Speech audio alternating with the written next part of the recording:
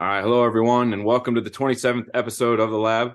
As always, sitting with you is Lou Folenkamp, Brandon Weird, and Alex Trotter. We have a special guest with us today from Florida Atlantic University, Coach Joey G. So, Joe, you've been in a few different schools. If you want to, go ahead and list off those schools and why you are now at Florida Atlantic University. Yeah, I started off as an intern at Velocity, and then I got a GA-ship at Northwestern State. Did a few internships. I did internship at FAU back in 2011, and then I did an internship at LSU, actually that following spring in 2012. Became the head strength coach at Northwestern State in 2013, and was there for almost 2 years. And then I ended up going to Ole Miss, where I spent 4 years as an assistant.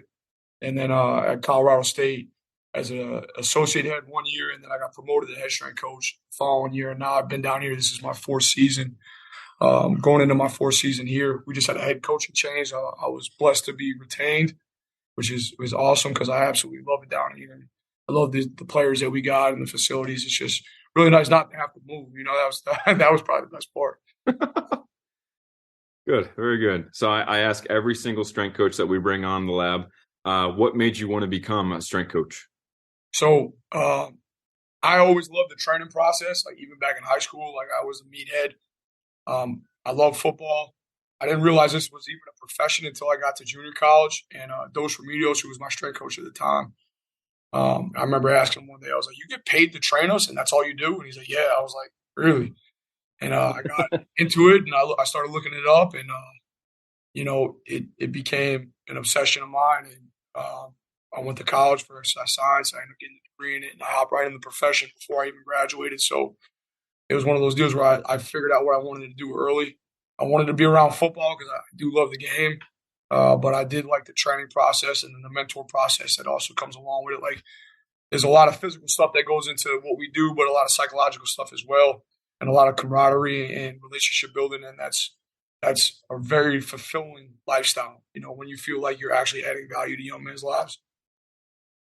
That's awesome, man. So are you primarily just one of the strength coaches for football, or do you work with multiple sports at FAU? So I'm football only. I have a staff of 5. Everyone but one on my staff is football only. He works.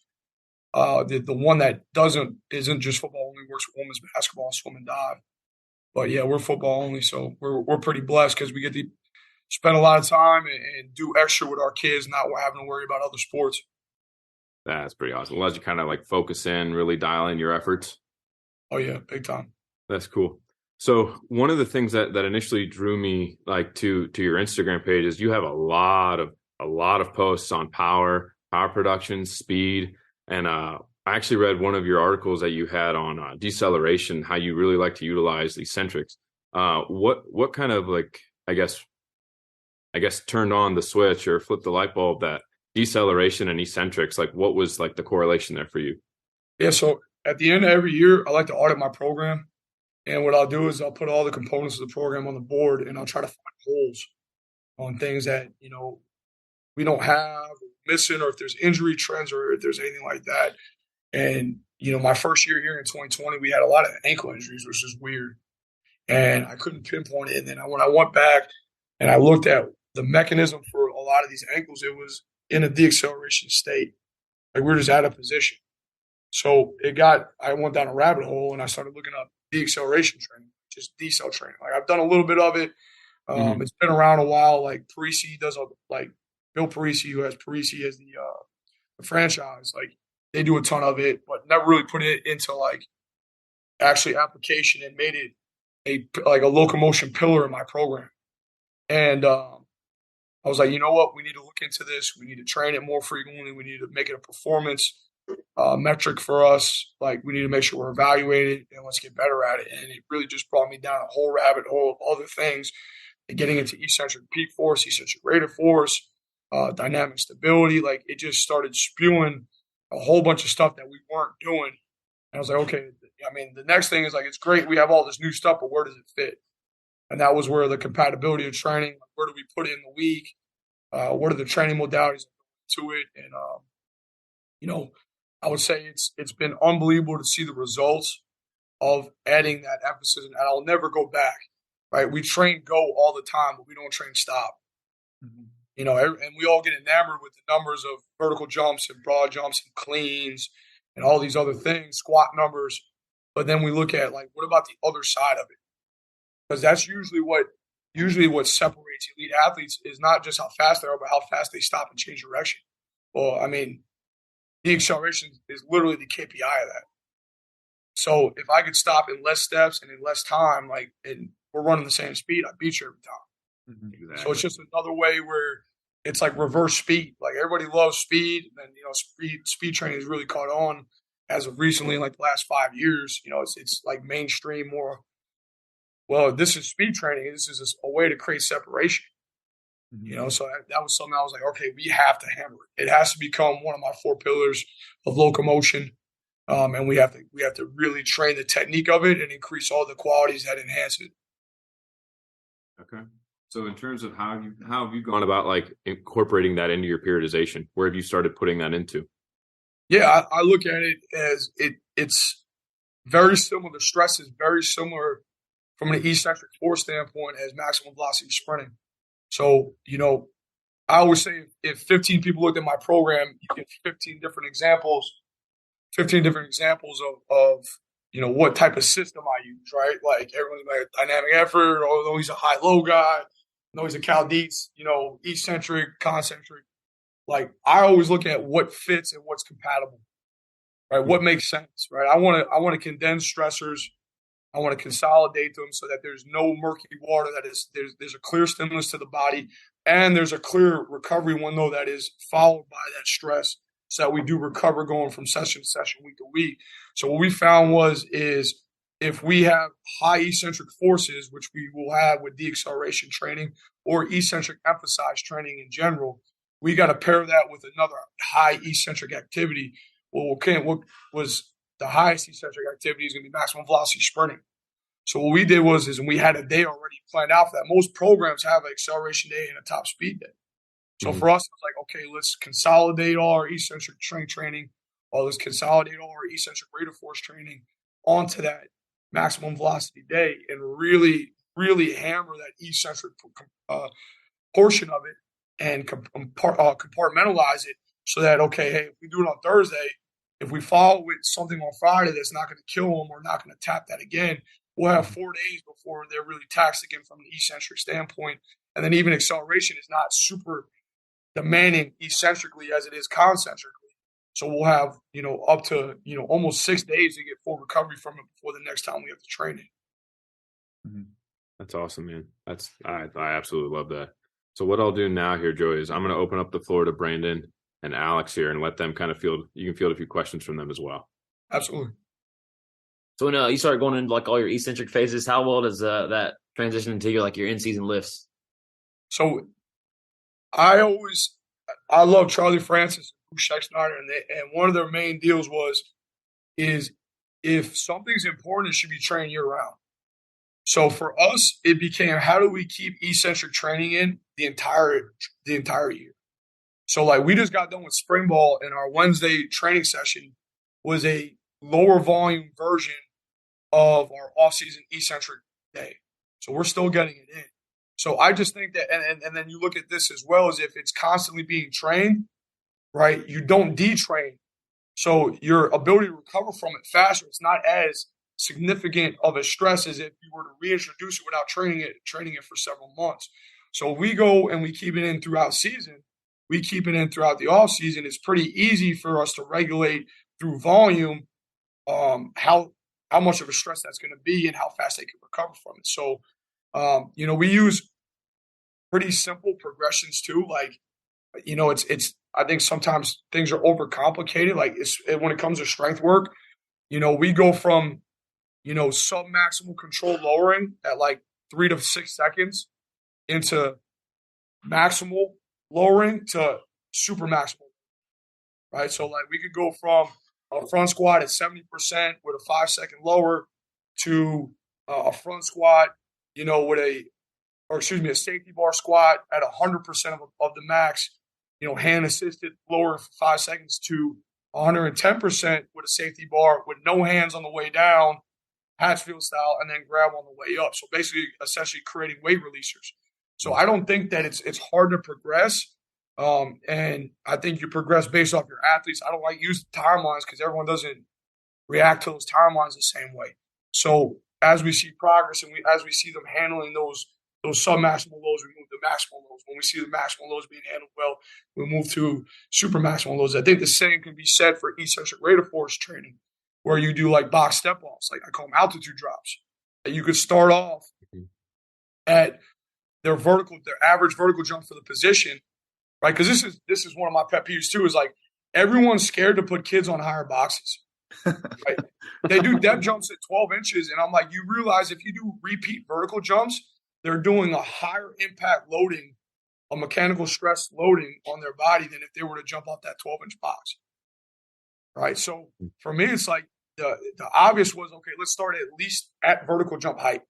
Mm-hmm. And then let's build it past vertical jump height. Okay, so like we'll do 4 weeks where we start at the average vertical jump. For our skill guys, our average vertical jump is 35.7 inches on our team. So we'll use a 36-inch box, and they'll do 3 sets of 5 step-off altitude drops. Then we'll move to 42 inches, and then we'll move to 45 inches, right, over 3 weeks. Then we'll drop the box back down after our deload, and we'll go into depth jumps, and we'll start a vertical jump. And then we do the same progression and build up. I've had kids doing up to 12 to 15 reps of depth jumps at a box over 45 inches, and we look at ground contact time, and they're still under 300 milliseconds, which tells me that we progressed them up to that point the right way where they can handle all that stress. Do you find that system easier with football, knowing that you got games on Saturdays versus like if you would try it with like a basketball program or something like that? No, I think it just depends on, like with basketball, there's a lot of people that now train people post game. Mm-hmm. And I think it's based off minutes as well.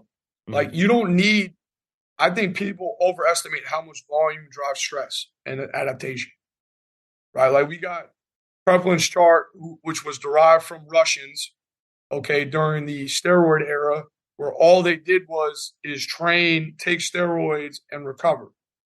So like all these recommendations on reps and volume to me is overboard on what actually is necessary, right? Like in season, I do like 3 sets of 2 on depth jumps, and our reactive strength index climbs every week as a team average. Like 6 reps, so you're gonna be like, 6 reps of depth jump, absolutely. Like think about it from like a strength standpoint. Like we do, maybe 2 singles at 90 in a week. And that allows us to maintain our peak strength for up to 3 weeks. Yeah. So like I think it's all about volume. So like, it's easy to control things if you control volume. And I think that the proper dose response is actually less than what we actually need or what we usually prescribe based on a lot of these recommendations from other places and other research. Mm. Yeah. No, I thought that was good because you tapped in on that. Have you thought about creating your own form of like what is considered a minimally effective dose then? Like based on like ages, groups? I mean, I dabbled with it a little bit. I think in some of my articles, I kind of give out what I use. Yeah. The problem is it is dynamic because it's all based off of what else is going on in that training block. Mm-hmm. So I can't just be like, my minimal dose is 90 yards for sprint work. Well, then you get the guy that just isn't weightlifting any of his kids, and he does 90 yards of sprint work, and he's like, that's it. And then like they don't get the same response, right? But they don't realize we're doing like 700 reps total in a 4-week mesocycle. Mm-hmm. Mm-hmm. In the weight room, like it's always a checks and balance system. I do think there are specific. I think that the key to it, and I think where you can be really savvy with it is when you understand minimal and maximal thresholds. Like, what is the max threshold rep-wise that these kids can handle in the weight room? What is the maximal sprint yardage they can handle? What's the minimal they need? Like, because then you can really start to say, okay, like, if my weight room volume's high, I need to at least get 90 yards. What is obtainable with 90 yards of sprint work? How many reps do I need this day in the weight room? How many reps of plyometrics measures do I need that day too as well? Because there's always a balancing. You only get 1 bucket of water. You got to once it's full, it's full. Yeah. So you got to balance out what you put in at what time. Mhm. Now, as far as like incoming freshmen, let's say, do you have them on something like getting them used to your programming, or do you just throw them in and like see if they survive kind of thing and like let them adapt like on their own and see what kind of athlete you have? And so, I mean, we meet them where they're at. So we're going to look at, we always use the first week to evaluate from a technical standpoint, from a work capacity standpoint, where they're at, right? And then the new age transfer portal has changed a lot of that as well because now you're dealing with free agents. Yeah. You know, I get kids that come in that have 3 years of college, and you got to kind of figure out from a technique standpoint, you know, did their strength coach do a good job? Where are they at? What can they handle as well? So we usually take about a week and we put them in the beginner program from a weight room standpoint. And we evaluate them. We teach them how we go through things. If they advance extremely fast, here you go. Like, let's roll. Like, I'm not going to waste time. I got 9 weeks in the summer. That's it. And then we play, you know, 12 games, and my paycheck is on the line every time we play a game. Like, I'm not going to sit here and be like, yeah, we need to slow cook these kids. I got 3 years. Bullshit. Like, I got, like, you know, you got a season. Yeah, the average lifespan of a strength coach nowadays is like 2 years. Yeah. You know, and you know, I got a second life here, which is great, but you know, I'm not trying to go through that again. You know, so we got to maximize performance, and we got to make sure that they can handle the demands of practice. That's a big part of it, and doing that is the high intensity work that we have to provide them, along with the work capacity and threshold training that comes along with being able to adapt and thrive in practice. Now, with you being under a new head coach now, are you making any changes based off of the type of offense that they run as well, as far as in your training? I think it's always important to match.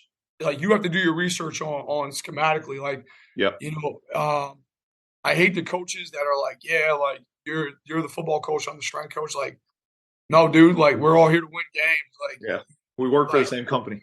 Like, I'm not saying I know how to. I need to, you know, draw up 5 cover 3 beaters, but like I got to know tactically kind of just a general overview of what we're going to do and how we're going to do it. What do position anthropometric requirements look like? Like, what does your tight ends look like? Do you use inline guys? What are you asking the tackles and offensive linemen to do? You know, like, those are important questions. What's the tempo? How many plays are you looking to run a game? You know, like, those are extremely important. Like, what is your rotation at receiver? Because that changes a lot of things.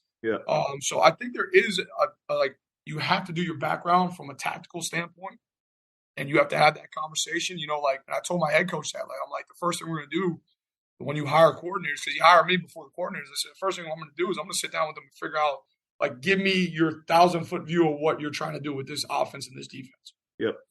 All right. And then, to me, it also increases synergy in the building and alignment, like, because alignment is critical. Because if the kids hear me, you know, I mess with them in the warm-up all the time. You know, I throw out, like, why off, like how the backers yell. And they're like, what the fuck are you talking about? Like, how do you know that? Like, you know, and I love messing with them.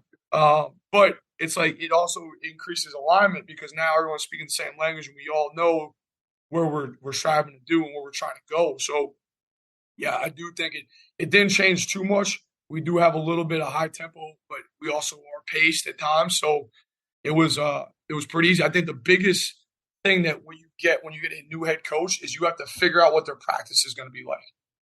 That's where you see the biggest differences, is in practice style. So we went from the previous coach who just loved being on the grass. I'm talking 4 hours. Just loved being on the grass, to a coach now who's 2 hours and 15 minutes and we're off. But when we're on there, it's go, go, go, go, go. So the volume dropped, not significantly, but enough.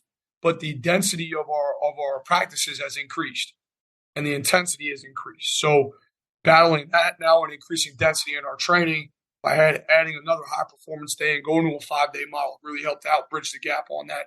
I wouldn't have known that, though, unless I went and did the research on it. So you've got to do that. That's critical. You have to be aligned with the head coach and what he's trying to do. So with developing strength coaches that are new to the profession, what would you recommend with them who's kind of like, you know, whole new environment, kind of like when you were, you know, when you first took your first college job, what would be some advice for developing strength coaches? Learn how to coach. Like, I see so many, like, the reason I moved up so fast, in my opinion, is 2 things. A, like I went out of my way to talk and relate to the kids. I try to get guys to do extra work. I created relationships early on, even as an intern. Like when you're a grunt, like you don't know anybody and you feel like you're like the bottom of the total pole. Like I was like, no, like I'm gonna learn these kids. I'm gonna figure out who's who. I'm gonna get to know them, and I'm gonna show you my value in the fact that kids like to come to me. The second thing is like I knew how to coach like decently, right? Like not saying I was like a savant or like but I remember when I was in college, I wanted to learn how to Olympic lift better. So you guys familiar with Glenn Pendley, Oh yeah, Cal Strength. So he passed away yeah. a few years ago, but he had a YouTube tutorial where he went through all those. I used to fall asleep watching those videos. That's how much I watched. Donnie So Shankle, John North. Yeah. Oh yeah. Yeah. And those were, to me, that was like the best videos ever. I agree. Like I used to fall asleep watching those videos. And then I got hooked on like just watching Olympic lifting videos and watching powerlifting videos. And like that's all I did. I consumed it because I was like, I want to get better at it. Let me watch it. So when I got to like my first internship, I'm 3 weeks in, and Brian Remington, who's the head strength coach, and it was here at FAU in 2011. He saw how I trained and he saw how I coached kids. He's like, okay, you're going to coach Olympic lifting for all our freshmen. I was like, what? Like, all right, cool. Let me go. And like I got like a lot of praise from Brian Remington, and then I created a lot of references because of the way I coach. And you fast forward, and I go to LSU, and they're like, dude, like, you've only been coaching how long? I'm like, I've only been coaching like a year, like actually coaching in college a year. Yeah. And they're like, holy shit. Like, and that's because like I took that part serious. I see and let me bring it full circle. I see so many coaches that can't coach shit, that are fucking terrible. Like they don't know how to rack a bar. Like if I say snatch grip, they don't know what that means. And I'm like, you want to be a strength coach. Oh, yeah. Okay. But They you want like, people to and I respect get you. it. Like everyone starts at different points in their life. Yeah. I get that too. Like, but I'm like you have no idea. Like none. Like you don't even have a training history. And it's like, oh well, but I'm really good at Google Sheets, or I want to learn about Catapult GPS, or I've been to 15 seminars and I read this and that. I'm like, bro, you can't coach. Like the main thing is the main thing. Like I love all the science shit. I love it. I do. I like the data. I like going down a rabbit hole. The reason I'm good at what I do is because of what I do on the platforms and what I do on that field, not because of the fact I've read 15 books, because that doesn't mean jack shit unless I can put it out there on the floor. Application. Right? And our kids don't give a shit about eccentric rate of force development. Go ahead and say that to them. Hey, we're going to increase your eccentric rate of force. What, coach, what the fuck you talking about? Yeah. Like, does this make me jump faster or jump higher and run faster? Like, and how do I do it better? Like, that's all they care about. So, again, I think it's these, like, coming in the profession, learn your profession. The main thing is coaching, right? And it's not just, hey, you coach squats really well. Like, no, like, I tell people all the time, like, we don't use box squats. But if you ask me how to teach a Louis Simmons box squat, I can do it. Why? Because it's part of our profession. Like it's a tool and toolbox. Like I should know, like a mechanic walks into his garage and knows every single piece in that garage, even if he doesn't use that tool. Like he knows it and he knows how to use it. Like it should be the same for us. Agreed. So knowing what you know now, I think we've asked this to every single strength coach as well. What would you have made changes with your training when you were developing as an athlete? Way more speed training. I did barely any at all. More plyometric training. Damn thing. So like I was always powerful. Like I was above average in power. I was above average in strength, and I had no bounce. Like I could jump high off 2 feet. You asked me to do a triple jump or jump off 1 foot to dunk a basketball, and I couldn't. But I could stand on the rim and dunk with 2 hands off a 2-foot jump. And when you look at sport, like literally the stress shortening cycle and your ability to use elastic energy is like critical. And that's where like I was flat footed, I was flimsy, like I couldn't be as explosive or as dynamic on the field and really maximize my strength and my power because I didn't have as much bounce as I should have. And it hurt me. It really did. It hurt me. And it sucks because if I was like 10 years earlier, in the 80s, it would have been great because I could have played A-gap to A-gap at backer. But I get thrown in the emergence of spread offenses, like the beginning of spread offenses, and they're asking me to fucking drop 15, 20 yards in the middle of the field and open up and do all this shit. And I'm like, oh, fuck. Like, I'm screwed. So, like, for me, it was it's 4-3.